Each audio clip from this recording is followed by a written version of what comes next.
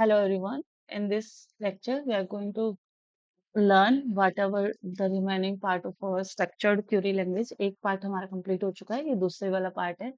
Structured Curie language SQL क्या होता है? ये एक प्रोग्रामिंग लैंग्वेज है जिसमें हम क्या करते हैं, स्टोर करते हैं अपने डेटा को एंड उस इंफॉर्मेशन को प्रोसेस करते हैं अपने रिलेशनल डेटाबेस में। तो हमने पढ़ा था रिलेशनल डेटाबेस किस लिए होता है? इंफॉर्मेशन को स्टोर करने के लिए, उसको मैनिपुलेट करने के लिए, और उसमें जो भी डेटा है उसको हम अपने अकॉर्डिंग रिक्वायर्ड जब भी होता है उसको एक्सट्रैक्ट कर सकते हैं using the structured Curie language. SQL का यूज करके डेटाबेस में जो भी डेटा हो उसको हम जब भी जिस डेटा की रिक्वायरमेंट होती है उसको हम क्या कर सकते हैं, एक्सट्रैक्ट कर सकते हैं। उस डेटा को एक्सट्रैक्ट एक्सट्रैक्ट करने के लिए जो लैंग्वेज यूज कर रहे हैं that is our structured Curie language.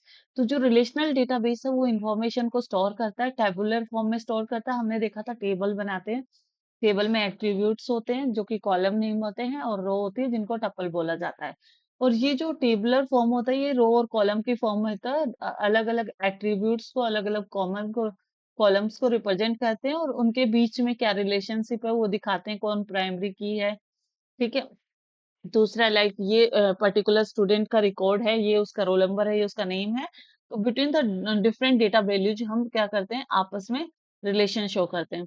By using the SQL command, structured query command का यूज करके क्या कर सकता है, हर कोई डेटा को सर्च कर सकता है डेटाबेस में से, और जो भी हम उसके ऊपर फंक्शन परफॉर्म करना चाहते हैं लाइक सम, मिनिमम, मैक्स, कुछ भी परफॉर्म, एवरेज किसी स्टूडेंट का करना है तो टेबल के रिकॉर्ड्स के ऊपर हम ये सारे के सारे एक्शन परफॉर्म कर सकते हैं। रिकॉर्ड्स को ऐड कर सकते हैं, मॉडिफाई कर सकते हैं, रिमूव कर सकते हैं, और जस्ट जो फंक्शन मैंने बताया एवरेज, मिनिमम, मैक्स, वो सब कर सकते हैं। रिमूव कर सकते हैं, टेबल की रॉस को ड्रॉप कर सकते हैं लाइक दिस। तो हम टेबल क्रिएट करना, उसमें से कुछ रिकॉर्ड को ऐड करना, उसके डेटा को चेंज करना, रिमूव करना, रोज को ड्रॉप कर देना टेबल को, यानी स्कीमा को ही। रिलेशनल डेटा मॉडल किसे कहते हैं? मॉडल जहाँ पे हम टेबल्स को ऑर्गेनाइज करके रखते हैं। बहुत सारी टेबल्स होती हैं, इसलिए वो जो टेबल्स होती हैं उनको ही रिलेशन बोला जाता है, ठीक है? तो रिलेशनल डेटा मॉडल इसको बोल दिया गया है जहाँ पे बहुत सारी टेबल है। ये जो टेबल्स होती है इन्हीं को रिलेशन कहते हैं। Rows of table is known as tuples और कॉलम को एट्रीब्यूट बोलते हैं। ये हमने बहुत बार देखी है। डोमेन की बात करें तो जितनी पूल ऑफ वैल्यूज हमारे पास एक्चुअली प्रेजेंट हैं inside the table that is our domain. ठीक है, कि डोमेन का मतलब होता है इस पर्टिकुलर डोमेन से वो वैल्यू आ सकते हैं कि सिर्फ इंटीजर फॉर्मेट में आ सकते हैं। जैसे एक डोमेन स्पेसिफाई कर दी कि 14 स्टूडेंट है, तो 14 से बाहर से कोई डेटा नहीं आ सकता। तो वो सारी वैल्यूज आएंगी उस पूल में जो 40 तक हैं। तो ये बोला है we assigning work to the student whose domain in the pool of roll number 1 to 40। तो ये हमारी डोमेन हो गई। टपल्स की बात करें तो टपल क्या होती है? एक टेबल में जो रोज होती है उनको टपल बोला जाता है, और एट्रीब्यूट को कॉलम बोला जाता है। डिग्री की बात करें तो टोटल नंबर एट्रीब्यूट कितने, कॉलम कितने हैं, वो उस पर्टिकुलर रिलेशन की डिग्री होगी। एंड देन कार्डिनलिटी बोलता है कि कितने नंबर ऑफ रोज हैं, that is our cardinality. Car से याद किया था। Heading row is not included while calculating cardinality of a table.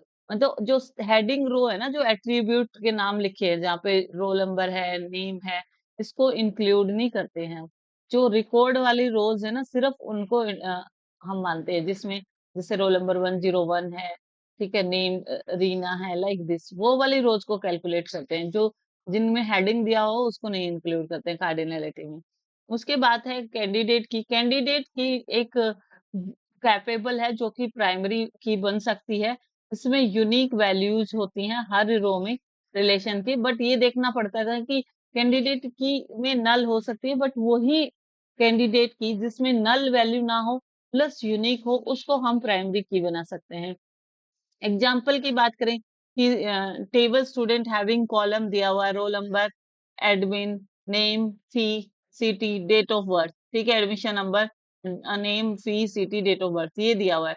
यहाँ पे हम roll number and admission number दोनों को मिला करके both column have the property, क्योंकि एडमिशन नंबर भी सबके अलग अलग ही होंगे, यूनिक होंगे, रोल नंबर भी सबके यूनिक होंगे, दोनों के पास प्रॉपर्टी है कि वो टेबल की प्राइमरी की बन जाती है। That's why role number and admission name जो की कॉलम है उनको कैंडिडेट की बोल देते हैं हम, ठीक है। प्राइमरी की क्या होती है?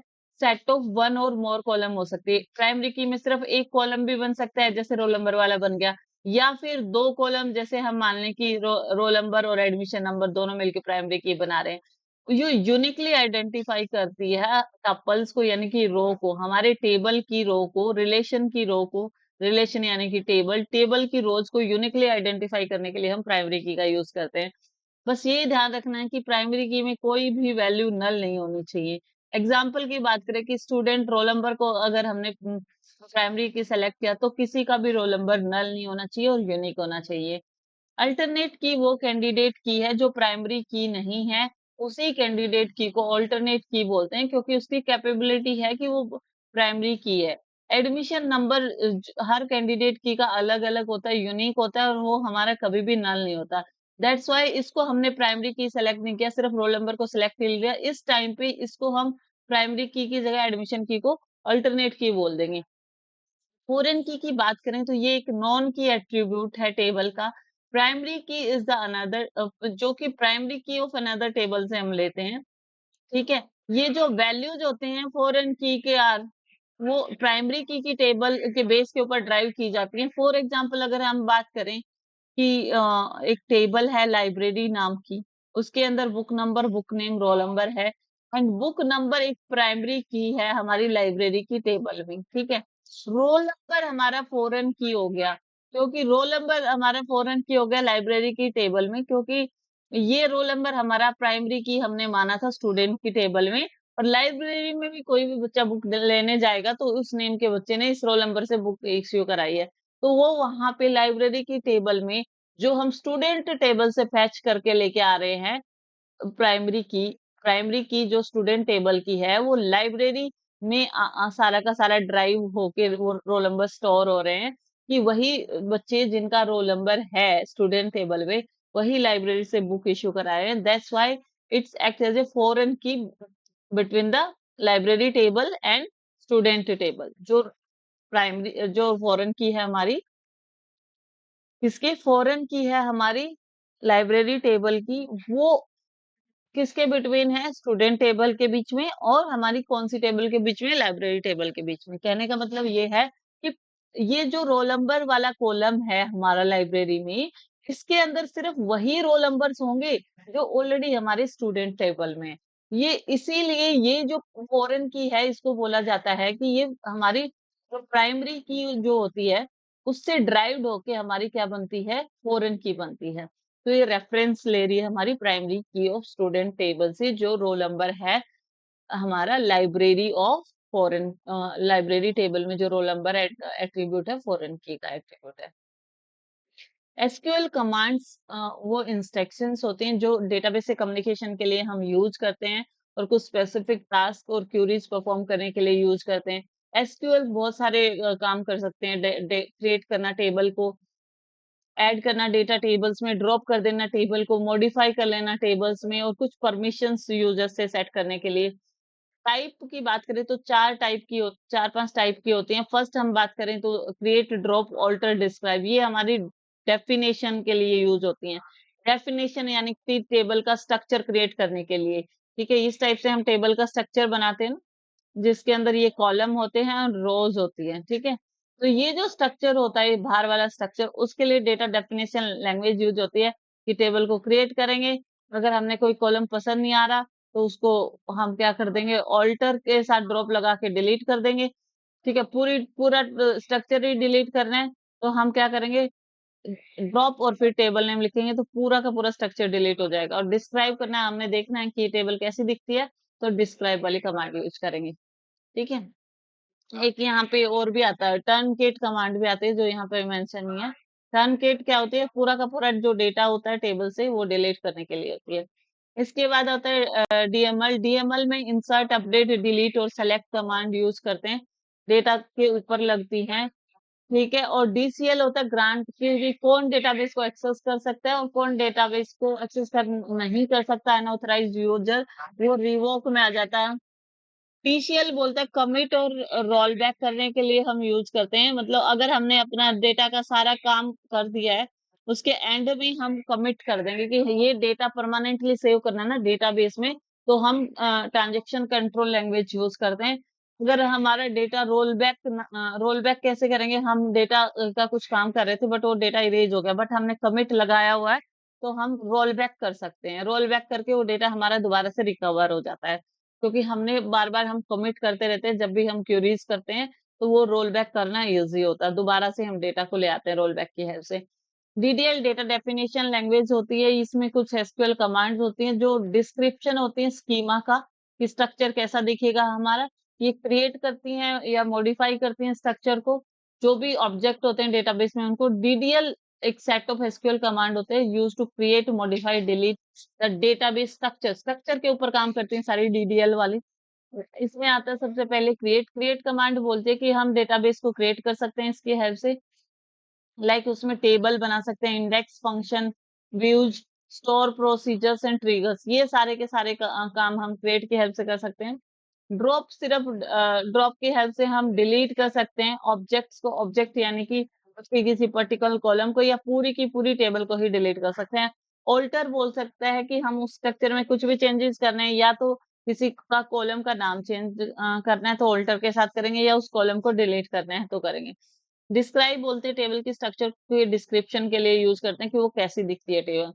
डेटा मैनिपुलेशन कमांड हम लगाते हैं डेटा को मैनिपुलेट करके निकाल के लेके आने पे, या उसमें डालने के लिए, या उसमें से डिलीट करने के लिए, या डेटा को अपडेट करने के लिए। तो इंसर्ट करना है तो डेटा इंसर्ट इनटू वैल्यूज करके डेटा को इंसर्ट कर देते हैं। अपडेट करना है एग्जिस्टिंग डेटा को, मान लीजिए किसी का सिटी अपडेट करना है तो सिटी अपडेट करेंगे, एग्जिस्टिंग डेटा के ऊपर करेंगे, ये ध्यान रखेंगे। डिलीट करना है, कोई रिकॉर्ड हमें अब नहीं चाहिए, कोई स्टूडेंट हमारा चला गया है तो हम उसका डेटा डिलीट करना चाह रहे हैं, तो वहां पे हम डिलीट कमांड यूज करेंगे। सेलेक्ट बोलता है कि हमें डिस्प्ले करना है कि कितने हमारे पास रिकॉर्ड अवेलेबल है स्क्रीन पे। सेलेक्ट उसकी हेल्प से हम डीएमएल यूज कर लेते हैं सेलेक्ट कमांड में। डेटा टाइप्स हमारे पास यहाँ पे जो टोटल डेटा टाइप्स हैं ये हमारे हैं 4-5 डेटा टाइप है। फर्स्ट हमारा है कैर। कैर एक फिक्स लेंथ का होता है, उसमें 0 से 55 होता है। डिफॉल्ट कैर 1 का होता है। वेर कैर होता है वेरिएबल लेंथ का होता है, मतलब 0 से 2 रेज़ टू पावर 16 तक इसकी रेंज होती है। 65535 का टोटल होता है वेरिएबल कैर। इसमें जितनी लेंथ होती है ना वो पूरी यूज होगी। वेरिएबल रन टाइम पे होता है, जितना उसको चाहिए ना सिर्फ उतना लेगा, ये फिक्स लेंथ नहीं लेगा कि पूरा का पूरा 216 2 रेज़ टू पावर 16 ले ले। अगर हमने 4 लेंथ का कोई कैरेक्टर असाइन करा तो ये सिर्फ 4 बाइट ही लेगा इसमें से। Int of size of integer बोलता है कि डेसिमल पॉइंट में होता है, जैसे इंट 11 कुछ भी डाल सकते हैं, हमें जितना नंबर चाहिए वो हम इंटीजर का साइज डाल सकते हैं। फ्लोट होता है डेसिमल पॉइंट में होता है। जैसे हमने 10,2 लिया तो ये 10 नंबर का होगा। टोटल इसमें 10 डिजिट होंगे, देखो 1 2 3 4 5 6 7 8 9 और एक इसको कॉमा को भी काउंट करेंगे तो 10 होगा हमारा, ठीक है। इस कॉमा बोल रही हूँ, इसको डॉट को भी काउंट करेंगे, टोटल 10 है। 10 में से पॉइंट किसके बाद आएगा, 2 के बाद आएगा। तो यहाँ पे इस टाइप से डिफाइन करते हैं कि यहाँ पे एम कोमा एन लिख लो। एम कोमा एन मतलब एम होगी यहाँ की टोटल लेंथ, और एन होगा कितने पॉइंट कितने कितने के बाद हमें पॉइंट चाहिए, यानी एन की वैल्यू 2 है तो 2 के बाद पॉइंट चाहिए। इस टाइप से हम शो करते हैं। डेट बोलता है कि ये सबसे पहले ईयर आता है, Y Y Y Y, and then हम हाइफन, एंड देन हमारा आता है मंथ, एंड देन आता है हमारा डेट, ठीक है। इसके बाद value should be given like this, इस टाइप से भी दे सकते हैं हम। एग्जिस्टिंग डेटाबेस इसको देखने के लिए शो डेटाबेसेस कमांड यूज करते हैं। और क्रिएट करना है डेटाबेस में माई एसक्यूएल में तो क्रिएट डेटाबेस और फिर उस डेटाबेस का नाम लिखते हैं। एक्सेस करना है तो यूज करेंगे और उस डेटाबेस का नाम लिखेंगे। जैसे स्टूडेंट नाम का डेटाबेस एक्सेस यूज करना है हमने, तो यूज उस डेटाबेस का नाम है स्टूडेंट, तो यूज स्टूडेंट करके सेमीकोलन देंगे तो हम उसको यूज कर सकते हैं अपना कोई भी क्यूरीज वगैरह परफॉर्म करने के लिए। डिलीट करना है डेटाबेस का तो डिलीट कर लिखेंगे और उसके बाद डेटाबेस का नाम। जैसे डिलीट डेटाबेस नेम, जैसे डिलीट करना है डेटाबेस और उसका नाम है मान लीजिए स्टूडेंट, तो हम उसको डिलीट या ड्रॉप कमांड यूज कर सकते हैं। सॉरी, डिलीट करने के लिए डिलीट वर्ड यूज ना करके ड्रॉप स्टेटमेंट का यूज करेंगे। ड्रॉप डेटाबेस फिर डेटाबेस का नाम, ठीक है। ड्रॉप डेटाबेस, डेटाबेस का नाम स्टूडेंट है तो पूरा का पूरा स्टूडेंट का जो डेटाबेस है हमारे डीबीएमएस सॉफ्टवेयर से हट जाएगा। व्यू करना है कि तो टेबल्स को कैसे व्यूज करते हैं, डीडीएल कमांड हम कैसे लगाते हैं वो देख लेंगे। क्रिएट करना है, क्रिएट टेबल, टेबल का नाम लिखेंगे यहाँ पे, जो भी हमने करनी है, ठीक है? उसके बाद कॉलम का नाम लिखें, उस पर्टिकुलर कॉलम का डेटा टाइप लिखेंगे, ठीक है? ऐसे ही कॉलम नेम डेटा टाइप करके ही हम क्या बनाते हैं टेबल डीडीएल में कमांड्स की हेल्प से टेबल क्रिएट करते हैं, ठीक है? जैसे हमने एक टेबल क्रिएट की, एम्प्लॉय हमारा नाम है, टेबल का नाम यहाँ पे क्या है? एम्प्लॉय, ठीक है? कॉलम का नाम क्या है? ई कोड, ठीक है? वो कॉलम कौन से जो एम्प्लॉय का कोड है वो इंटीजर टाइप का है। देन हमने एक नया नया कॉलम बनाया, that is our E name. E name का जो है वो कौन सा वो है data type, that is varchar, और उसकी साइज क्या होगी? 20। देन हमने जेंडर नाम का कॉलम बनाया, और जेंडर कॉलम में हमने जो डेटा टाइप लिया, that is our char data type. और कैर कितने लेंथ का? 1 का, कि या तो मेल लिखेंगे या फीमेल, ये एक ही वर्ड आ सकता है यहाँ पे। इसके बाद हमने ग्रेड लिखी, ग्रेड हमने करेक्टर टाइप की लिख ली, और ये 2 से ज्यादा लेंथ का नहीं हो सकता। देन हमने ग्रोस नाम का कॉलम लिया, कॉलम ग्रोस में इंटीजर हमने लिखा, एंड देन वी क्लोज। इस टाइप से हमारी टेबल क्रिएट हो गई। अगर हमने इसमें ऑल्टरेशन करनी है कोई भी टेबल में, तो हम ऑल्टर कमांड का यूज करते हैं एग्जिस्टिंग टेबल में चेंज करने के लिए। ऐड करना है या कुछ भी ड्रॉप करना है, कॉलम्स के को मॉडिफाई करना है एग्जिस्टिंग टेबल का, तो हम ऑल्टर कमांड का यूज करते हैं। जैसे हमने ऑल्टर टेबल, एम्प्लॉय में हमने कुछ ऐड करना है, ईमेल करेक्टर, सोच ये वाला कर लेते हैं। ऑल्टर टेबल एम्प्लॉय ऐड करना है, उसमें ईमेल ऐड करना भूल गए, तो ऐड ईमेल, उसका हमने डाटा टाइप लिया करेक्टर, और वो कितनी लेंथ का होगा? 20। इस टाइप से ऐड कर सकते हैं। अगर हमने ऑल्टर टेबल करके एम्प्लॉय में हमने मॉडिफाई करना है, ई नेम की, ई नेम को varchar जो 60 है, वो varchar हमें उसका साइज मॉडिफाई करना है। ई नेम में हमने varchar 20 लिया था ना, इसका हमने साइज मॉडिफाई करके 60 लिखना है, तो मॉडिफाई वर्ड यूज करेंगे, यहाँ पे चेंज करेंगे। ऑल्टर के साथ मॉडिफाई का यूज करके हम उसका साइज चेंज कर रहे हैं। जो हमने ई नेम का कॉलम लिया था जहाँ varchar 20 था, वो 60 कर रहे हैं, तो इस टाइप से कर सकते हैं। अगर हमने इस पूरी टेबल को ही ड्रॉप करना है, तो alter table employee, then drop करना है, सॉरी, इस ईमेल नाम के कॉलम को हटाना है, तो ऑल्टर टेबल ड्रॉप, ड्रॉप के बाद जो भी कॉलम हटाना है, दैट इज ईमेल हटाना है तो ईमेल, इसके अलावा ग्रेड हटाना है तो ग्रेड, कुछ भी हटाना है तो हटा सकते हैं ऑल्टर के साथ। ड्रॉप टेबल कमांड बोलती है जब हमने रिमूव करना है एक टेबल को डेटाबेस में, तो बस उसका नाम लिखेंगे, ड्रॉप टेबल लिख के उस टेबल का नाम लिखा, तो वो पूरा हमारे डेटाबेस से रिमूव हो जाएगी। डिस्क्राइब टेबल बोलती है, ये कमांड डिस्प्ले डिस्प्ले करती है स्ट्रक्चर ऑफ टेबल का स्क्रीन पे।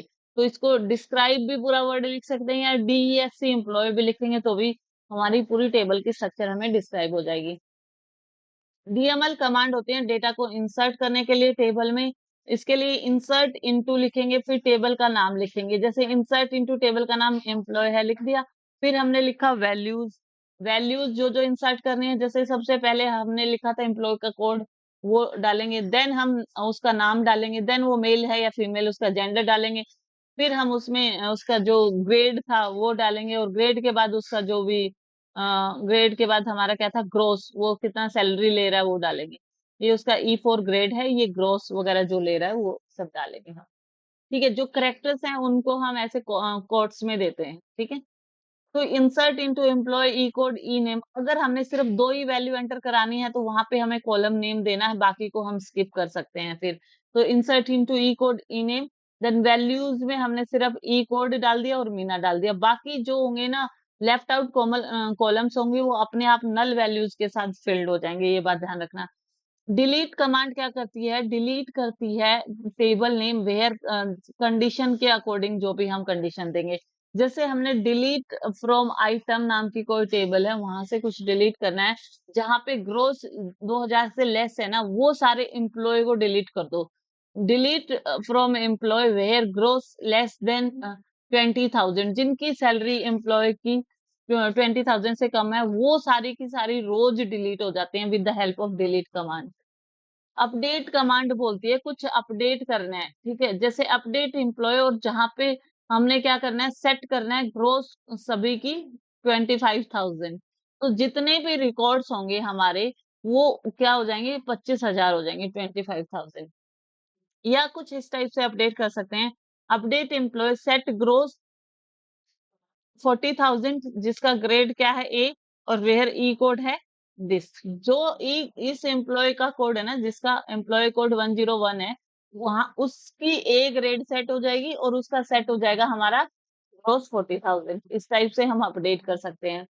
सेलेक्ट कमांड बोलती है कि सिलेक्ट कमांड की हेल्प से जितने भी रो और कॉलम होंगे टेबल में वो हम देख सकते हैं। उसके लिए एस्ट्रिक यूज करते हैं, सिलेक्ट स्टार फ्रॉम एम्प्लॉय। तो ये सारे के सारे जो भी टेबल में रो और कॉलम है उनको ये शो कर देती है।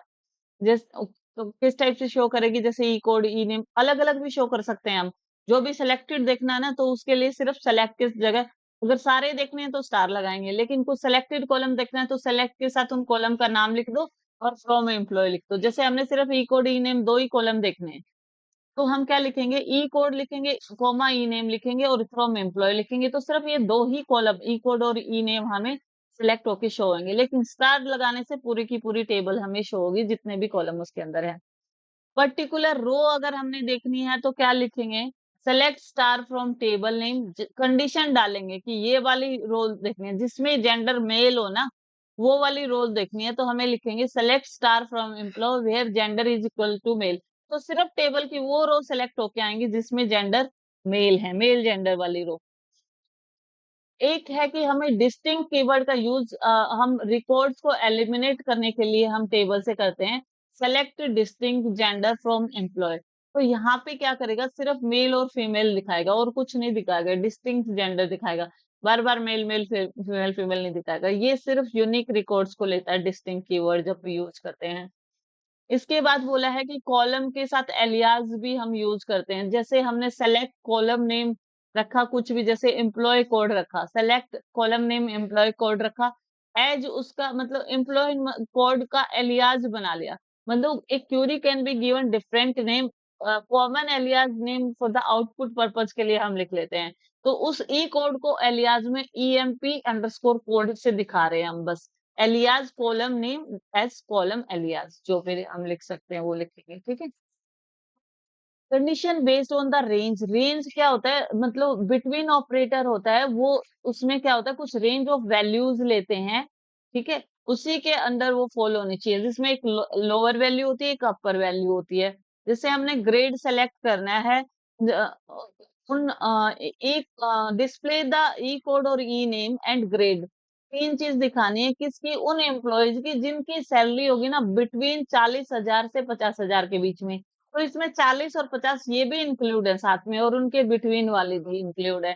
तो यहाँ पे हम लिखेंगे select E code E name, ई कोड ई नेम और ग्रेड था, तीन चीज ना, तीनों कॉमा में लिख दिया। कहाँ से लेनी है, एम्प्लॉय वाली टेबल से लेनी है, तो फ्रॉम एम्प्लॉय लिखेंगे। लेकिन यहाँ पे कंडीशन लगाएंगे फ्रॉम ग्रोस, और यहाँ पे हम बिटवीन का यूज करेंगे रेंज देने के लिए कि इतने से इतने के बीच में हमारी सैलरी होनी चाहिए। प्लस 40,000 वाले भी इंक्लूड करेंगे और प्लस 50,000 वाले, तो ये लिखेंगे 40,000 एंड 50,000 वाले। displaying records not in the specified range, we have to use not between them। अगर ये वाले रिकॉर्ड नहीं चाहिए तो इसकी जगह नोट लगा देंगे, तो वो वाले रिकॉर्ड आ जाएंगे जिनकी 40 से 50,000 के बीच में नहीं है। लिस्ट के बेस पे हमने कंडीशन लगानी है। अगर हमारे पास लिस्ट है रिकॉर्ड्स की, उसमें से कोई एक चूज करना है, तो हम लिख देंगे select star from employ way grade इन, ये जो लिस्ट है ग्रेड की लिस्ट में ए बी सी, इनमें से कोई एक उठा के वो आ जाएगा। वो सारे के सारे रिकॉर्ड्स यहाँ पे शो होंगे जिनका स्कोर ए बी सी में से किसी में से है, ठीक है। पैटर्न मैचिंग करना है तो उसके लिए परसेंटेज और अंडरस्कोर का साइन यूज करते हैं। परसेंटेज करेक्टर मैच करने के लिए होता है सबस्ट्रिंग के, और अंडरस्कोर एक सिंगल करेक्टर मैच करता है। कि एक सिंगल करेक्टर के बारे में बात करेंगे ना तो ये होता है, जीरो और मोर करेक्टर के बारे में बात करेंगे तो हम परसेंटेज का यूज करेंगे। Select employee name where are percentage, जहां पे नाम आर से स्टार्ट हो रहा है, आर के बाद कुछ भी आए कोई दिक्कत नहीं, जीरो और मोर कुछ भी आ सकता है, ठीक है। जिनका सेकंड करेक्टर के बारे में बात करी जाए, whose second character in the name is, तो वो हमने दिखाना है कि जिनका सेकंड करेक्टर नेम में ई है, तो फर्स्ट करेक्टर को छोड़ने के लिए अंडरस्कोर यूज किया, सेकंड करेक्टर ई से स्टार्ट हो वो दिखाने के लिए इस टाइप से लिखते हैं अंडरस्कोर ई। तो ये फर्स्ट करेक्टर एक करेक्टर को बताता है एक अंडरस्कोर, तो सेकंड करेक्टर को शो करने के लिए जिसका सेकंड करेक्टर ई होगा वो एम्प्लॉइज में आ जाएंगे। अगर हमने नल सर्च करना है तो इसके लिए कमांड होती है इज नल करके। तो select star from employee where gross is null. तो जिनकी ग्रोस की वैल्यू नल है वो सेलेक्ट होके आ जाएंगे। जिनकी ग्रोस इज नॉट नल वो तो दूसरे तो ये बोलता है कि इज नल जो होता है ना, जो नल जिनके अंदर नल है सिर्फ उनकी लिस्ट आएगी। जिनके अंदर नल नहीं है इज नॉट नल उनकी लिस्ट यहाँ पे आ जाएगी इज नॉट नल वाले कीवर्ड से। Relational operator less than greater than equal to ये वेयर कमांड के बाद लगते हैं। वेयर के बाद हम लगाते हैं where grade is equal to that और यूज कर लिया grade is equal to this. तो इसमें से या तो E2 वाला आ जाएगा या E3, किसी के पास एक भी है तो वो लिस्ट हमारे पास आ जाएगी। जिनकी ग्रोथ लेस देन है वो शो करना है हमने, तो लेस देन 9000 हम कर लेंगे। ठीक है। जो नॉट ग्रेड जीवन में, जो जीवन में नहीं है उनका सारे के सारे एम्प्लॉय की लिस्ट आ जाएगी। Select E code E name और grade of grade comma gross, कहाँ से एम्प्लॉय से, जहां पे ग्रेड जीवन नहीं है तो वो सारे एम्प्लॉय आ जाएंगे उनकी डिटेल, जो कि किस में नहीं है, जीवन में नहीं है, ये ध्यान रखेंगे। शॉर्टिंग के लिए हम ऑर्डर बाय क्लोज यूज करते हैं। ऑर्डर बाय क्लोज हमें बोलता है कि हम ऑर्डर बाय जो है ना, बाय डिफॉल्ट ये असेंडिंग में देता है, लेकिन अगर डिसेंडिंग में हमने ऑर्डर में हमने करना है तो DESC कीवर्ड यूज करेंगे। Select star from employ order by name. Order by name कर दिया तो ये क्या करेगा, जितने भी नेम है ना वो अल्फाबेटिकली ऑर्डर में दिखाएगा, शॉर्टिंग में, छोटे से बड़े की तरफ। पहले ABC से स्टार्ट होना तो A से स्टार्ट होगा Z तक, इस टाइप से इंक्रीजिंग ऑर्डर में। ऑर्डर बाय नेम डिसेंडिंग कर दिया तो ये उल्टा दिखाएगा। बाय डिफॉल्ट तो ये अल्फाबेटिकल ऑर्डर में था, अब इस ऑर्डर को रिवर्स कर देगा, ये Z से दिखाएगा डिसेंडिंग ऑर्डर में, Z वाली रेंज से नीचे की तरफ। ठीक है। Select star order by E name ascending ASC लिख सकते हैं, उससे भी कोई दिक्कत नहीं है। आउटपुट में नहीं लिखेंगे तो भी ये असेंडिंग ऑर्डर में देगा।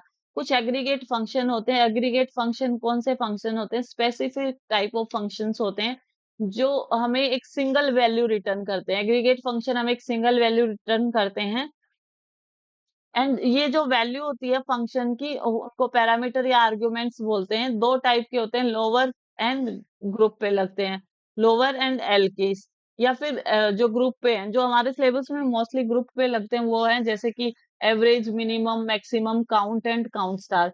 अब जो एवरेज होता है हमें पूरे जो कॉलम होता है पूरे कॉलम का एवरेज काउंट करके देता है। मिनिमम पूरे कॉलम में जितनी भी वैल्यूज है उनमें मिनिमम फाइंड आउट करके देना। मैक्सिमम जितनी वैल्यू है उसमें से मैक्सिमम देना। और काउंट हमें क्या देता है, वो नॉन नल वैल्यूज देता है, सिर्फ नॉन नल वैल्यू जिनके अंदर कुछ वैल्यू है सिर्फ वो देगा। काउंट स्टार नल वैल्यू वाली रोज को भी काउंट कर लेता है, ये ध्यान रखना। ठीक है। इस टाइप से लगाते हैं। Select average gross from employee, तो जो ग्रोस है उसके ऊपर हम देखते हैं उसका एवरेज निकालेगा, सबको जोड़ेगा, देन उसको डिवाइड बाई जितने एम्प्लॉय हैं उनसे करके हमें ग्रोस निकाल के दे देगा। मिनिमम ग्रोस निकालना है कि किसकी मिनिमम सैलरी है, तो मिनिमम फिर वो ग्रोस वाला कॉलम दे देंगे यहाँ पे फ्रॉम एम्प्लॉय, जहां पे डिपार्टमेंट नंबर 10 है उसकी ग्रोस में से मिनिमम दे देगा। डिस्टिंक्ट जेंडर निकालना है तो select count distinct gender from employ लिखेंगे।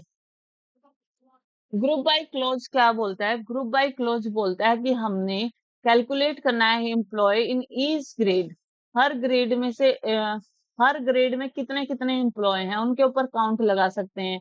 Select grade count star from employee, group by grade करेंगे। ग्रुप बाय ग्रेड क्या बोलता है कि हम हर ग्रेड में, जैसे G1 ग्रेड है उसमें कितने ये काउंट करेंगे, G2 ग्रेड है उसमें कितने ये काउंट करेंगे, उसके लिए यहाँ पे सेलेक्ट के बाद भी जो देंगे ना उसी से हम ग्रुप बाई के बाद लिखेंगे। ठीक है। प्लेसिंग कंडीशंस और ग्रुप्स हैविंग क्लॉज, जब ग्रुप के ऊपर कंडीशन देना है तो हम हैविंग क्लॉज का यूज करते हैं। जैसे select average gross sum gross from employee, group by grade कर दिया। ठीक है। इस ग्रुप के ऊपर कंडीशन लगानी है तो वेयर का यूज ना करके हैविंग का यूज करेंगे। हैविंग E4, सिर्फ उसका देखना है जो जिसकी ग्रेड हमारी E4 है, उसकी एवरेज चाहिए और उसी का हमें सम चाहिए ग्रोस का, ये ध्यान रखें। तो इसके लिए यहाँ पे हैविंग कंडीशन लगाई E4। कुछ डिस्क्रिप्शंस हैं देख लेते हैं कि नॉट नल वैल्यूज बोलती है कि कॉलम के पास वैल्यूज नल हो तो अदरवाइज ये एरर देगा। डिफॉल्ट अगर हम कुछ वैल्यू नहीं दे रहे हैं दैट टाइम हम डिफॉल्ट सेट करते हैं कि कोई भी अगर हमने स्पेसिफाई नहीं करी उस टाइम पे डिफॉल्ट ले लेगा। यूनिक बोलता है कि सारी वैल्यूज कॉलम में यूनिक हो तो हम यूनिक कंस्टेंट यूज करते हैं। Constant are the rules that we apply on our table. ठीक है। प्राइमरी की बोलती है यूनिक होनी चाहिए टेबल में प्लस नॉट नल होनी चाहिए। फॉरेन की बोलती है ये रेफरेंशियल इंटीग्रिटी ऑफ डेटा को शो करती है जो हम किसी दूसरी टेबल से रेफरेंस लेते हैं। ये हमने कर ही लिया ऑल्टरिंग वगैरह ये सब। इसके बाद आता है SQL join. SQL join 3 type के होते हैं, मेनली कार्टेशियन क्रॉस प्रोडक्ट का यूज करते हैं, इक्वी जॉइन और नेचुरल जॉइन। इक्वी जॉइन में इक्वल जो लोग होंगे उनको देगा। जॉइंस किस लिए यूज करते हैं हम, जब हम टेबल दो या दो से ज्यादा टेबल को कंबाइन करना चाह रहे हैं, और ये जो कॉम्बिनेशन होगा एक कॉमन कॉलम के बेस पे होगा, अदरवाइज हम कंबाइन नहीं कर सकते हैं। तो इसके लिए यहाँ पे हमें कार्टेशियन प्रोडक्ट करते हैं, इक्वी जॉइन और नेचुरल जॉइन। ठीक है। जो प्रोडक्ट होता है वो क्रॉस जॉइंस बोल देते हैं इसको। हम कैसे करते हैं ये इस टाइप से देख लेते हैं। जैसे हमारे पास तीन तीन रो हैं, 3 कॉलम है, 6 रो हैं, तो टोटल हमारे पास 18 आ जाएगी। मतलब 3 रोज हैं और 4 कॉलम है, तो टोटल हमारे पास 18 हमारे पास क्या आ जाएंगी, रोज आ जाएंगी। ठीक है। ये ध्यान रखेंगे। कॉलम हमारे पास 4 हैं, एक में हमारे पास 7 हैं। ठीक है। यहाँ पे 3 कॉलम सॉरी दोबारा से वो बताती हूँ, 3 रोज एंड 4 कॉलम है। दूसरी टेबल में 6 रोज एंड 7 कॉलम है। ठीक है। तो जो टोटल कॉलम है उनको काउंट करेंगे उतने तो उसमें एट्रीब्यूट बनेंगे, 7 और 4 11 तो उसमें एट्रीब्यूट बनेंगे। जितने कॉलम है कॉलम से हमारे एट्रीब्यूट बनते हैं। एट्रीब्यूट यानी समझ रहे हो आप, कॉलम के नेम। ठीक है। तो यहाँ पे 11 तो कॉलम कॉलम कर लिया तो ये बन गए। जितनी रोज हैं उनको आपस में मल्टीप्लाई करेंगे तो उतनी टोटल रोज बनेंगी। 3 × 6 तो ये 18 हमारे पास रो बनेंगी। जब हम ज्वाइन करेंगे कार्टेशियन प्रोडक्ट करेंगे तो ये देखेंगे। ये इसके बाद क्वेश्चन पे आ जाते हैं, वो कुछ खास नहीं था एक्सप्लेनेशन का। विच क्लॉज इज पैटर्न मैचिंग के लिए हमने देखा था लाइक क्लॉज यूज करते हैं। डिफॉल्ट डेट हमारी पहले ईयर से स्टार्ट होती है, देन मंथ, देन डेट आती है, तो ये वाला होगा pattern. Which is not a way to represent MySQL. MySQL में ये वाला हम कहीं पे भी यूज नहीं कर रहे हैं। ठीक है। बाकी ये सब यूज कर सकते हैं। ये बोला है कि एक्सेस द डेटाबेस, तो हम क्या करेंगे, यूज और फिर डेटाबेस का नाम लिखेंगे। ठीक है। Command, which command is create table के लिए, क्रिएट टेबल फिर टेबल का नाम लिखते हैं। Create table, table name, add, add use करते हैं, नहीं यूज करते। Create table, table name. ठीक है। टेबल नेम के बाद आईडी इंटीजर ले लिया। ठीक है। आईडी ले लिया, उसका डेटा टाइप इंटीजर ले लिया, उसका साइज ये ले लिया, तो this one will be the right answer. ठीक है। ये मॉडिफाइड वर्ड यूज नहीं करते हैं। क्रिएट टेबल के बाद आईडी लिया, इंटीजर लिया। ठीक है। तो create table, employee ID integer C and then column. तो ये दोनों तो ठीक ही हैं, इसमें कोई डिफरेंस नहीं है, दोनों सेम ही है, इसमें कुछ चेंज नहीं है। ठीक है। तो ये दोनों ही यूज कर सकते हैं। ये 2 बार लिखा गया है बट कोई नहीं। देखो हमने क्या दिया, एक कॉलम का नाम दिया, उस कॉलम का डाटा टाइप दिया, देन हमने वो इंटीजर 3 नंबर तक का हो सकता है वो दिया हमने, उसका साइज दिया। क्रिएट टेबल, टेबल का नाम इस टाइप से हम लिख सकते हैं। तो क्रिएट टेबल स्टेटमेंट ऐसे ही लिख सकते हैं। How can you insert, insert करना है तो हम क्या करेंगे, इंसर्ट इनटू वर्ड यूज करते हैं, इंसर्ट इनटू। फिर टेबल का इंसर्ट इनटू वैल्यूज यूज करते हैं, तो ये गलत हो गया, ये भी गलत हो गया। इंसर्ट इनटू वर्ड यूज नहीं करता तो ये भी गलत हो गया। ऑप्शन 4 इज सही, कि इंसर्ट इनटू और फिर टेबल का नाम देन वैल्यूज वर्ड यूज किया तो इससे इंसर्ट हो जाएगा। Option D is right. Which keyword retain the duplicate value in the select command. Duplicate जो होती हैं उनको रिटेन करने के लिए हम डिस्टिंक्ट वर्ड यूज करना, उनको हटाने के लिए, छोड़ने के लिए। रिटेन मतलब उनको छोड़ने के लिए। Conditionally retrieval of row from a table with select, condition लगानी है सेलेक्ट के साथ तो हम वेयर का यूज करते हैं। ठीक है। लेकिन रो पे कंडीशन लगानी है ना, तो हम वेयर का यूज कर रहे हैं। ठीक है। अब बोला है एलिमिनेट द डुप्लीकेट रोज को एलिमिनेट करना है हमने, तो हम डिस्टिंक्ट कीवर्ड का यूज करेंगे। कौन सा ऑपरेटर है रेंज ऑफ वैल्यूज को डिफाइन करता है, दैट इज बिटवीन ऑपरेटर। हमने लिस्ट ऑफ वैल्यूज को में से कुछ सेलेक्ट करके लेना है तो इन का यूज करते हैं। कंडीशन अगर हमने बेस लगानी है, उन पैटर्न मैचिंग के लिए हम लाइक यूज करते हैं, ठीक है। अगर हमें ओल्ड डेटाबेस को शो करना है तो शो डेटाबेसेस लिखेंगे, ये नहीं लिखेंगे, शो डेटाबेसेस, ऑप्शन बी। अब display to display detail of employee having E in their name in descending order, descending order के लिए DESC लास्ट में लिखेंगे, ठीक है।